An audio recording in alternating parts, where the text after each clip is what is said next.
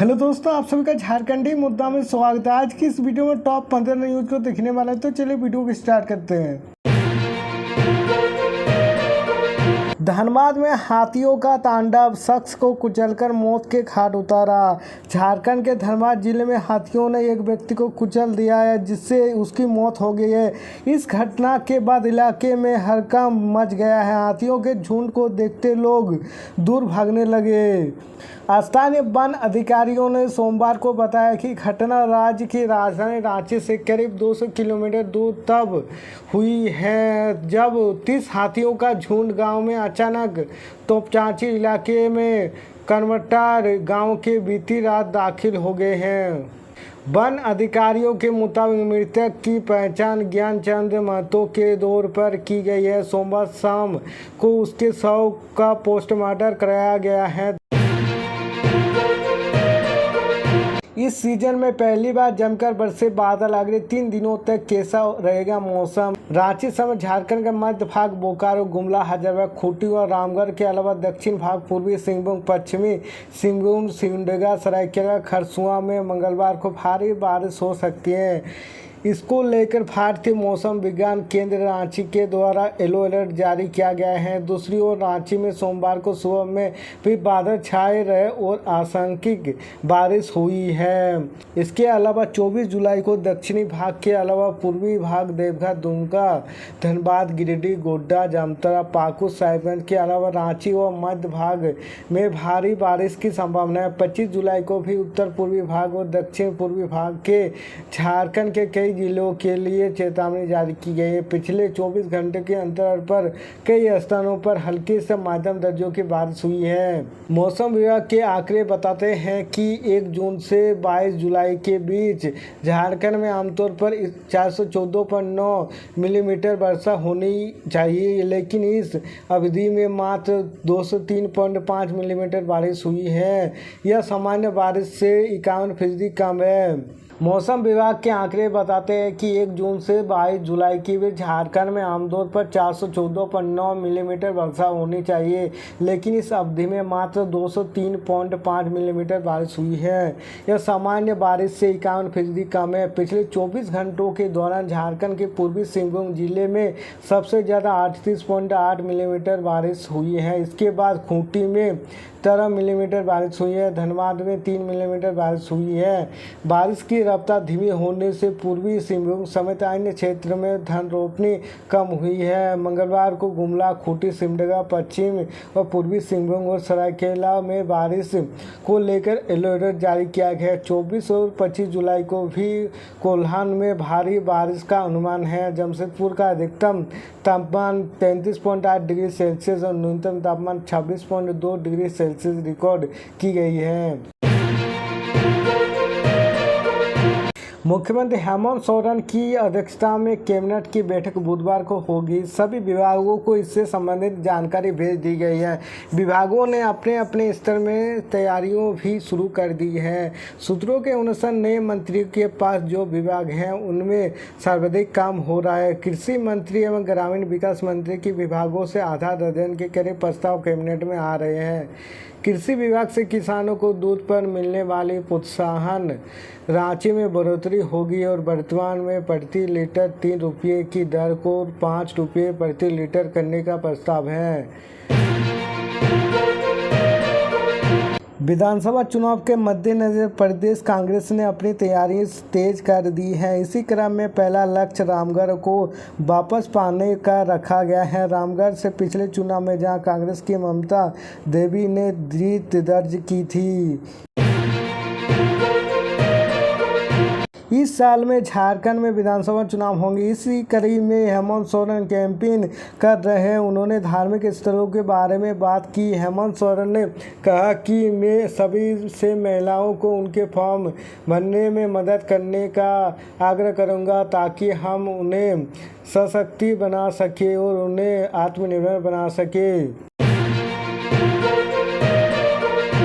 झारखंड राज्य बिजली कामगार यूनियन राज्य बिजली वितरण निगम के कार्यशैली के विरोध क्रांति दिवस के दिन 9 अगस्त से चरणबद्ध आंदोलन करेगा, जिसकी शुरुआत जमशेदपुर से होगी। यह घोषणा मंगलवार को यहां यूनियन के महामंत्री राम कृष्ण सिंह ने प्रेस वार्ता में की। प्रेस वार्ता के बाद यूनियन के मंत्रिमंडल ने अध्यक्ष अभियंता दीपक कुमार से मिलकर उन्हें ज्ञापन सौंपा। यूनियन के महामंत्री बताया कि आज झारखंड राज्य बिजली कामगार यूनियन की आपात बैठक आइडा परिसर में हुई है। बैठक में इस बात पर विरोध जताया गया कि बिजली कामगारों को मिली हुई सुविधाओं निगम प्रबंधन ने छीन ली है। पूर्व केंद्रीय मंत्री अर्जुन मुंडा ने कहा कि यह बजट विकसित भारत के 4 स्तंभ युवा, गरीब, महिला, किसान सभी के सशक्तिकरण के लिए समर्पित है। यह बजट विकसित भारत के भविष्य निर्माण का बजट है। आदिवासियों के आर्थिक सामाजिक स्थिति में सुधार लाने के लिए जनजातीय उन्नत ग्राम अभियान की शुरुआत करने की घोषणा की है। 11 लाख करोड़ रुपये से प्रधानमंत्री ग्राम सड़क योजना के चौथे चरण की शुरुआत की जाएगी, जिसके तहत 25,000 ग्रामीण बस्तियों को सभी मौसमों के अनुकूल सड़कें उपलब्ध कराई जाएगी। शहरी और ग्रामीण दोनों क्षेत्रों में भू प्रशासन, शहरी नियोजन, उपयोग और भवनों से संबंधित उप नियम में सुधार किए जाएंगे। ग्रामीण क्षेत्रों में सभी जमीनों को अनन्य भूखंड पहचान संख्या दी जाएगी। बीजेपी के प्रदेश अध्यक्ष बाबूलाल मरांडी ने एक्स पर पोस्ट कर कहा कि कांग्रेस और झारखंड मुक्ति मोर्चा की सरकार में अपराधियों का बोलबाला इस कदर बढ़ गया है कि शिक्षक समेत राज्य के अन्य कर्मचारी अपनी नौकरी छोड़कर दूसरे प्रदेश में जाने का विवश हो रहा है। भय का वातावरण सिर्फ राज्य की सड़कों पर व्याप्त नहीं है, बल्कि लोगों के जहन में भी है। जब चोरों, डकैतों और अपराधियों को संरक्षण स्वयं हिम्मत वाली सरकार से मिल रहा है, तो जनता ऐसे में करे तो करे क्या। हिम्मत वाली सरकार में घरों के टूटे हुए ताले भी अब चोरों को मिली हिम्मत की दाद दे रहे हैं।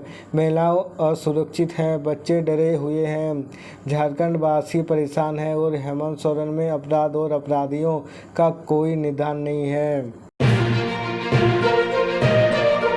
मुसाबनी झामुमो कार्यकर्ता मंगलवार को प्रखंड अध्यक्ष प्रधान सोरेन के नेतृत्व में रांची रवाना हुए। झामुमो कार्यकर्ता रांची स्थित सोहराई भवन में मुख्यमंत्री हेमंत सोरेन के साथ सीधा संवाद कार्यक्रम में शामिल होंगे।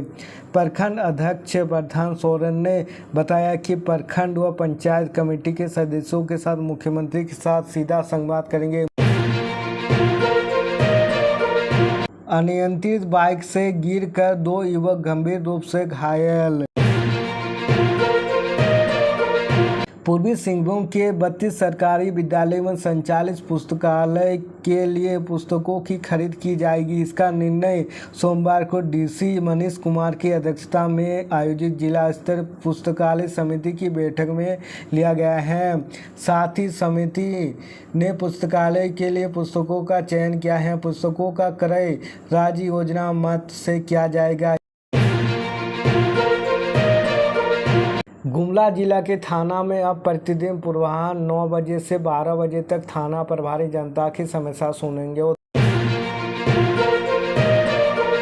जिले के इचाक प्रखंड कार्यालय में मुखिया संघ के साथ सूत्री मांगों को लेकर अनुसूचित तत्कालीन धरना सोमवार से शुरू किया गया है। बताया कि प्रखंड कार्यालय में हर काम के बदले आम लोगों से पैसा मांगा जाता है और मुखिया विरोध करते हैं तो उक्त कार्य उनके क्षेत्र से बाहर होने की बात कही जाती है।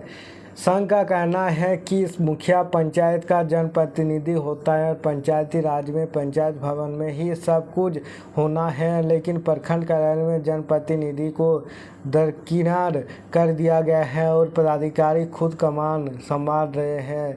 यही वजह से प्रखंड कार्यालय के पदाधिकारी भ्रष्टाचार में लुप्त होकर हर काम के लिए पैसा मांगते हैं। बैंक ऑफ इंडिया रघुनाथपुर शाखा के प्रबंधन पर अनियमितता, मनमानी और भ्रष्टाचार का आरोप लगाते हुए भाजपा नेताओं ने सोमवार से बैंक के समक्ष आमरण अनशन शुरू किया है। तो यही था झारखंड का टॉप 15 न्यूज। अगर आप लोग को वीडियो पसंद है तो बिल्कुल लाइक और शेयर कीजिए। तो मिलते हैं नेक्स्ट वीडियो, तब तक के लिए बाय बाय।